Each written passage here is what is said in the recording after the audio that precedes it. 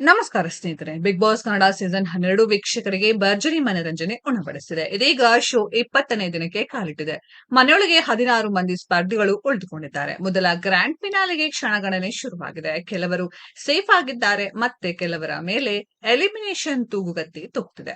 ದೊಡ್ಡಮನೆಯೊಳಗೆ Rakshita Shetty versus Ashwini Gowda and Jahnavi ಸಂಘರ್ಷ ದಿನದಿಂದ ದಿನಕ್ಕೆ ಹೆಚ್ಚುತ್ತಲೇ ಇದೆ. ಬೇಕಂತಲೇ ರಕ್ಷಿತಾರನ್ನ ಇವರಿಬ್ಬರು ಟಾರ್ಗೆಟ್ ಮಾಡ್ತಿದ್ದಾರೆ. ಬಹಳ ಕ್ಷುಲ್ಲಕವಾಗಿ ಕಾಣ್ತಿದ್ದಾರೆ.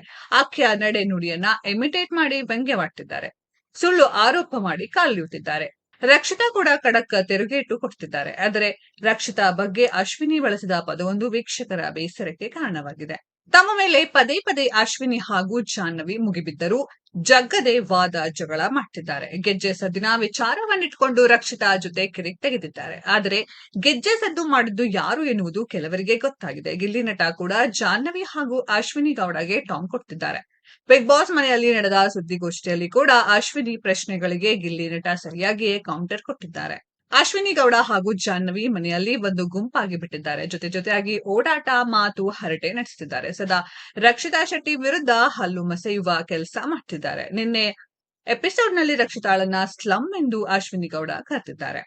ಅಶ್ವಿನಿ ಸ್ಲಮ್ ಎಂಬ ಪದ ಬಳಸಿದ್ದನ್ನ ಮ್ಯೂಟ್ ಮಾಡಲಾಗಿದೆ. ಆದರೂ ವೀಕ್ಷಕರಿಗೆ ಅದು ಸ್ಪಷ್ಟವಾಗಿ ಗೊತ್ತಾಗಿದೆ. ಮತ್ತೊಮ್ಮೆ ಈ ಬಗ್ಗೆ ಅಶ್ವಿನಿ ಜಾಹ್ನವಿ ಮಾತನಾಡುವ ವೇಳೆ ಅದೇ ಸ್ಲಮ್ ಎಂದಿರುವುದನ್ನ ವೀಕ್ಷಕರು ಗಮನಿಸಿದ್ದಾರೆ. ಏನೇ ಕಿರಿಕಾಗಿದ್ರು ಅಶ್ವಿನಿ ಗೌಡ ಆ ಪದ ಬಳಸಿದ್ದು ಆಕ್ರೋಶ ಹೊರ ಹಾಕ್ತಿದ್ದಾರೆ. ಮಧ್ಯಾಹ್ನ ಗಾರ್ಡನ್ ಏರಿಯಾದಲ್ಲಿ ಅಶ್ವಿನಿ ಹಾಗೂ ಜಾಹ್ನವಿ ಕೂತು ಮಾತನಾಡ್ತಿದ್ರು. ಈ ವೇಳೆ ಅವಳು ಮಾಡಿದ್ದು ನಿನ್ನೆ ಇನ್ನೂ ನನ್ನ ತಲೆಯಲ್ಲೇ ಕೂತಿದೆ. ಹೆಂಗೆ ಆಡ್ತಿದ್ಲು ಅವಳು, ತೀರಾ ಸ್ಲಮ್ ತರ ಆಡ್ತಿದ್ಲಪ್ಪ ಅವಳ ಲೆವೆಲ್ಗೆ ನಾವೆಲ್ಲ ಇಳಿಯೋಕೆ ಆಗಲ್ಲ ಎಂದಿದ್ದಾರೆ. ಬಳಿಕ ರಕ್ಷಿತಾ ಮಾತನಾಡುವ ಶೈಲಿಯನ್ನ ಇಮಿಟೇಟ್ ಮಾಡಿ ಅಶ್ವಿನಿ ಅಣಕವಾಡಿದ್ದಾರೆ. ಇನ್ನು ರಾತ್ರಿ 11 ಗಂಟೆಗೆ ಮತ್ತೆ ಇಬ್ಬರು ಮಾತನಾಡುವ ವೇಳೆ ಅವಳಿಗೆ ಫುಲ್ ಶೇಪ್ ಔಟ್ ಆಗೋಯ್ತು. ಏನು ಮಾತನಾಡ್ಲಿಲ್ಲ ಇವತ್ತು, ನಾನು ಹೇಳಲಿಲ್ವಾ ಅಸ್ಲಂ ಎಂದು ಅಶ್ವಿನಿ ಹೇಳಿರುವುದು ವೈರಲ್ ಆಗ್ತಿದೆ. ಈ ಬಗ್ಗೆ ವೀಕೆಂಡ್ ಪಂಚಾಯಿತಿ ವೇಳೆ ಸುದೀಪ್ ಮಾತನಾಡಬೇಕು, ಅಶ್ವಿನಿಗೆ ಕ್ಲಾಸ್ ತೆಗೆದುಕೊಳ್ಳಬೇಕು ಎಂದು ವೀಕ್ಷಕರು ಸೋಷಿಯಲ್ ಮೀಡಿಯಾದಲ್ಲಿ ಕಾಮೆಂಟ್ ಮಾಡ್ತಿದ್ದಾರೆ.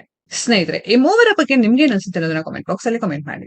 ಈ ವಿಡಿಯೋ ಇಷ್ಟ ಆಗಿದ್ರೆ ಲೈಕ್ ಮಾಡಿ, ಶೇರ್ ಮಾಡಿ, ಚಾನೆಲ್ ನ ಸಬ್ಸ್ಕ್ರೈಬ್ ಮಾಡಿ, ಪಕ್ಕದಲ್ಲಿ ಇರೋ ಬೆಲ್ ಐಕಾನ್ ನ ಹಿಟ್ ಮಾಡಿ. ಮುಂದಿನ ವಿಡಿಯೋದಲ್ಲಿ ಭೇಟಿಯಾಗೋಣ. ಧನ್ಯವಾದಗಳು.